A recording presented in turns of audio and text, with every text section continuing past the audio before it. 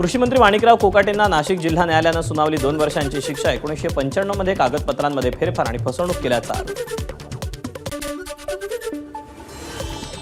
कृषी मंत्री माणिकराव कोकाटेंना 15,000च्या जात मुचलक्यावर जामीन मंजूर। सत्र न्यायालयात अपील करण्यासाठी कोकाटेंना 30 दिवसांची मुदत।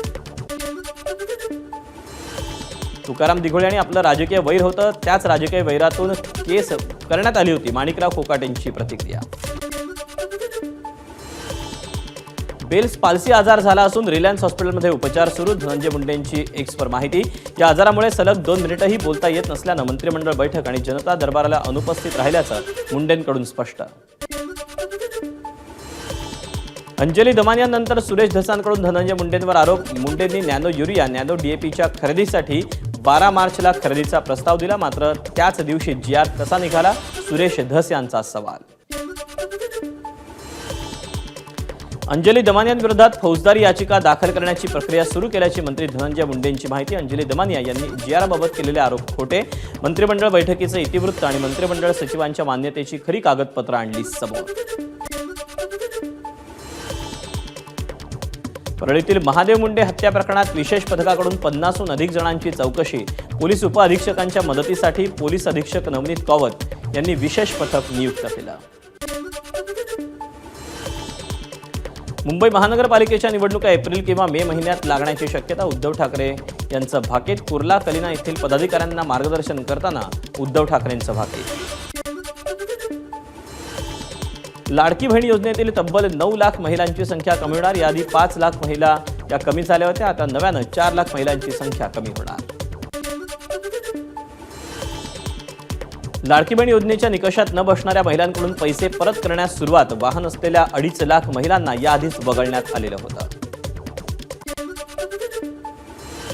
लाडकी बहीण योजनेचे कोणतेही निकष बदललेले नाहीत। ज्या लाडक्या बहिणी निकषात बसत नाहीत अशाच लाडक्या बहिणी लाभापासून वंचित राहणार। मंत्री आदिती तटकरेंनी केलं स्पष्ट।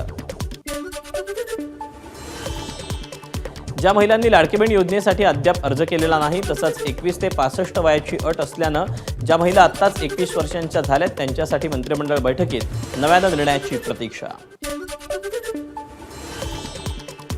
जिल्हाधिकाऱ्यांना लहान-सहान बैठकांसाठी बोलावू नका। महसूल विभागाच्या मुख्यमंत्री, उपमुख्यमंत्री आणि मुख्य सचिवांव्यतिरिक्त इतर विभागांना सूचना।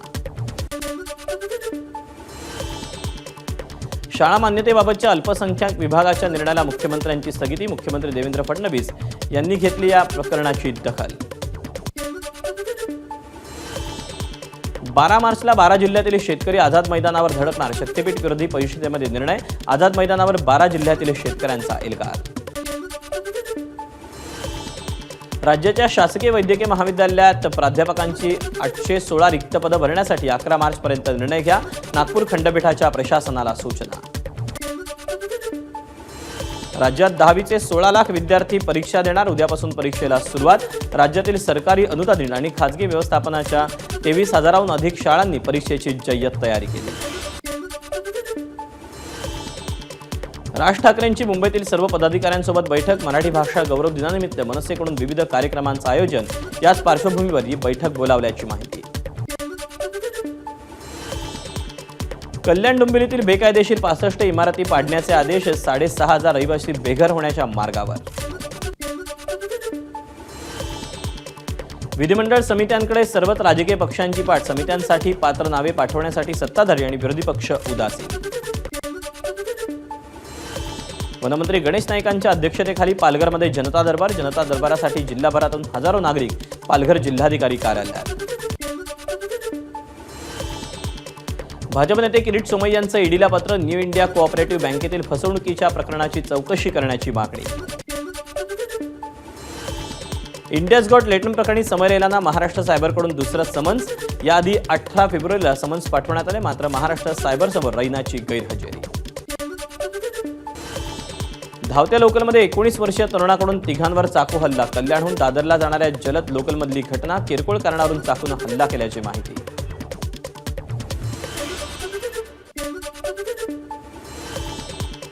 प्रवास करताना लोकलमधून तोल खाली पडलेल्या प्रवाशाचा जवानांना प्राण वाचवले। अंधेरी रेल्वे स्थानकावरील प्लॅटफॉर्म क्रमांक 7 वरची घटना।